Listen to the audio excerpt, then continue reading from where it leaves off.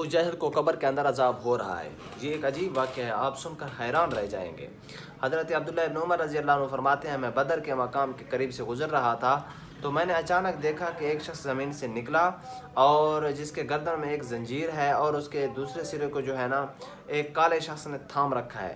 وہ نکلنے والا آدمی مجھ سے خطاب کر کے پانی مانگنے لگا، مگر مجھے جو ہے نا فوراً کہا گیا کہ اسے پانی مت پلانا، یہ کافر ہے۔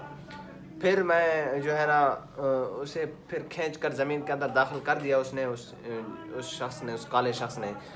تو حضور صلی اللہ علیہ وسلم کی خدمت میں جب میں حاضر ہوا، میں نے رسول اللہ کو یہ سارا واقعہ سنایا تو آپ صلی اللہ علیہ وسلم نے فرمایا، کیا تو نے واقعی دیکھا ہے؟ تو میں نے کہا، جی ہاں یا رسول اللہ، میں نے یہ منظر دیکھ لیا ہے۔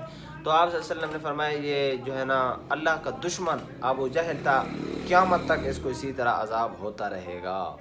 دین کا بھی دشمن، خدا کا بھی دشمن، نبی کا بھی دشمن، لیکن قبر کے اندر اس کے ساتھ کیا حال ہو رہا ہے دیکھ لیں آپ آنکھوں کے ساتھ۔ یہ جو ہے نا اس کے بعد فرمایا، خلوت کے گناہوں کی وجہ سے بھی قبر کا عذاب ہوگا۔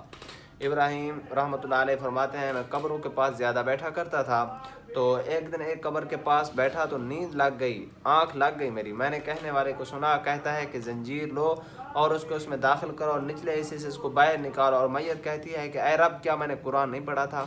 کیا میں نے روزے نہیں رکھے تھے؟ کیا میں نے جو ہے نا حج نہیں کیا تھا؟ اس کے جواب میں ایک کہنے والا کہتا ہے، ہاں تو نے کیا تھا، لیکن جب تو تنہا ہوتا تھا، خلوت تجھے پکڑتی تھی تو چھپ کر گناہ کر لیتا تھا، اللہ پاک کا خیال تجھے اس وقت نہیں آتا تھا۔ تنہائی کے گناہوں کی وجہ سے، خلوت کے گناہوں کی وجہ سے بھی قبر کے اندر پکڑ دکڑ ہوگی۔ تو کہیں اکیلے جب ہو جائیں تو اللہ پاک کا ذکر تو کریں، بجائے یہ کہ شیطان تو خیالات ڈالتا ہے اور گمراہ کرنے کی کوشش کرتا ہے۔